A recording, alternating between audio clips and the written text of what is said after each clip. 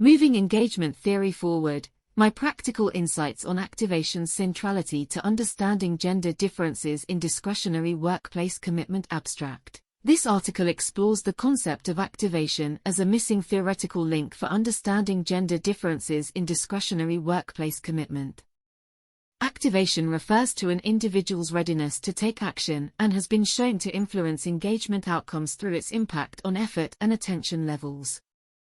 The article first reviews key academic literature establishing engagement theory and the role of activation. It then shares real-world examples where activation helps explain observed gender differences in discretionary behaviors beyond basic job duties. Differences in situational job demands and available resources that differentially impact women's activation reserves are also examined. The article argues that conceptualizing engagement through an activation lens can help address why discrepancies occur and suggest impactful job redesign strategies. Recommendations focus on boosting activation for all employees through initiatives like flexible scheduling, social support programs, and inclusive cultures.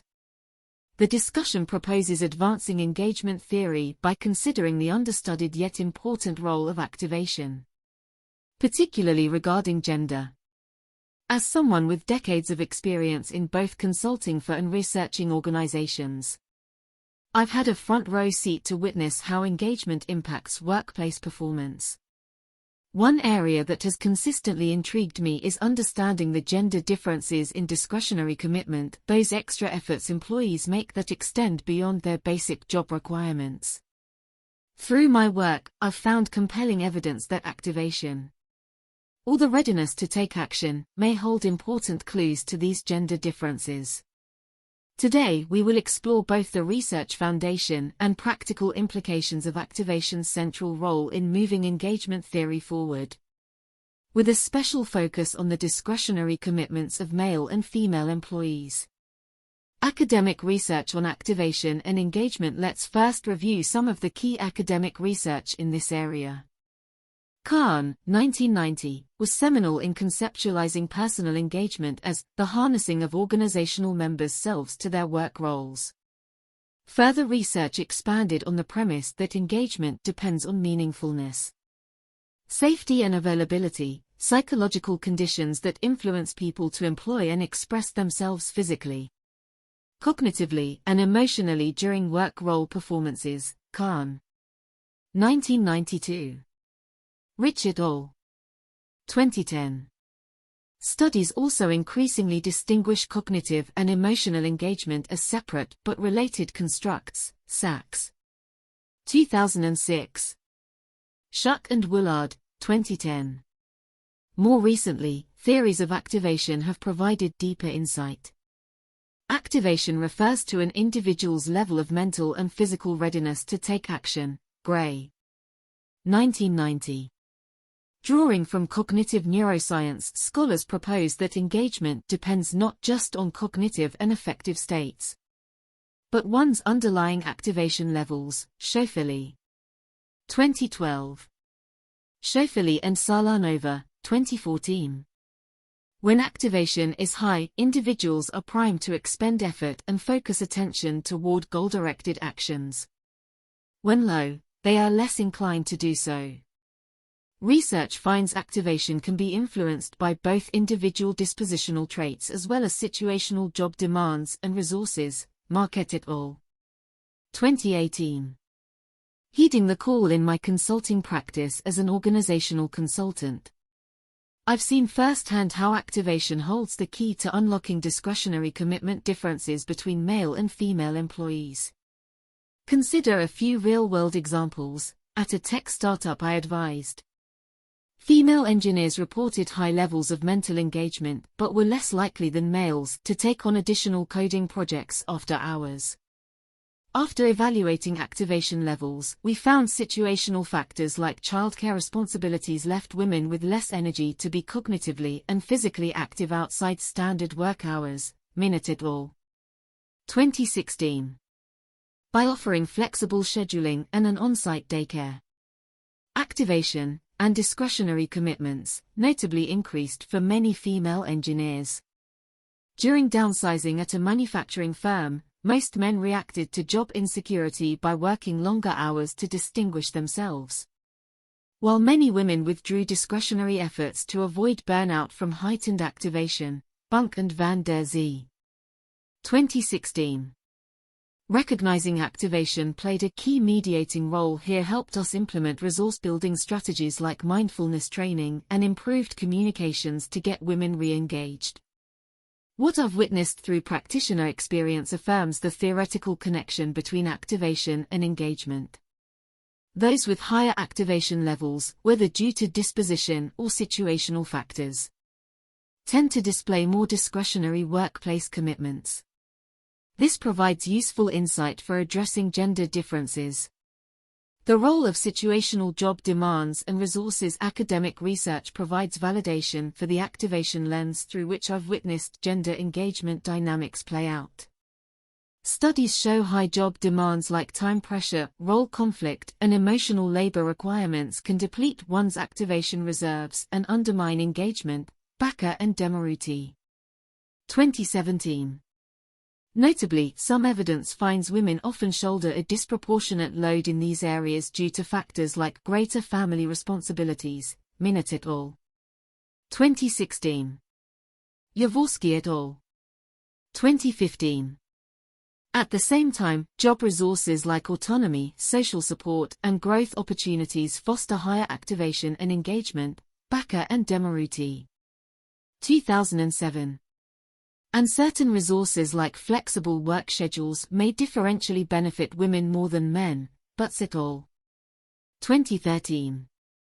This helps explain activation engagement differences across genders. I've seen organizations in professional services firms where billable hours create intense time pressures.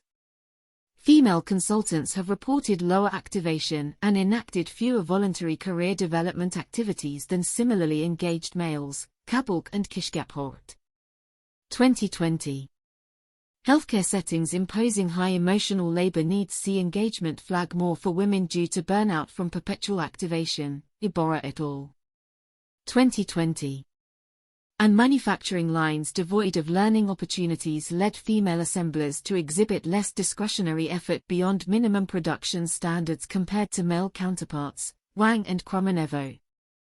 2019. In all such cases, job redesigns injecting greater resources went far in pulling activation levels up for female employees and closing the discretionary commitment gap. Flex time, emotional support groups, and on-the-job training elevated activation reserves depleted disproportionately for women by situational job factors outside their direct control. This underscores how addressing those situational influences holds more promise for moving the engagement needle than interventions targeting individual dispositional traits alone.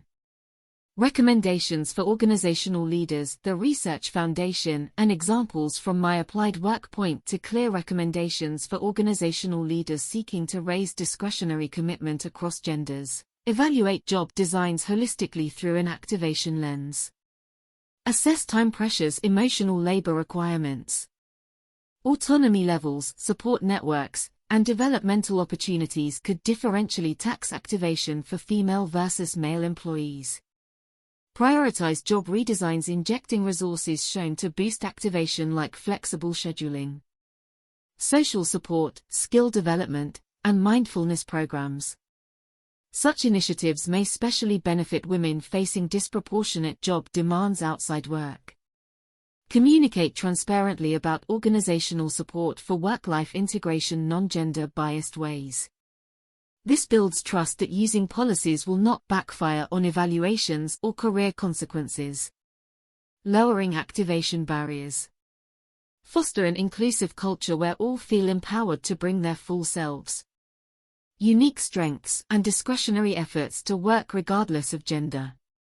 Feeling psychologically safe boosts activation and engagement for both women and men.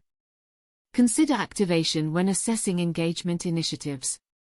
Programs focused purely on affect, cognitions, or satisfaction may miss underlying reasons for gender difference if activation reserves remain untapped due activation sapping job factors. The research indicates activation's central importance for both understanding and addressing gender differences in discretionary workplace commitment. By making activation a priority lens for job design, leadership support, and cultural inclusiveness, as validated through both theory and practice, organizations can more effectively engage all employees in bringing their discretionary talents to work. This has widespread performance benefits that serve individuals, teams, and businesses alike. Conclusion: in this article, we've explored academic evidence and practical examples highlighting activation as a missing theoretical link for advancing engagement perspectives, particularly regarding gender differences in discretionary contributions beyond basic job roles. Both research and my consulting experience indicate activation levels mediate how situational job demands and resources interact with individual traits to influence engagement displays across gender lines. This provides a useful framework to evaluate why discrepancies may exist organization to organization, and also suggests impactful, research-backed strategies focused on boosting activation through job and cultural changes. While more study remains, conceptualizing engagement through an activation lens holds promise for progressing engagement theory and moving the needle in workplaces seeking to engage all talent, regardless of gender or other demographic factors. It is my hope this discussion stimulates thoughtful consideration and application of these ideas to strengthen organizations and empower diverse workforces to reach their highest potential.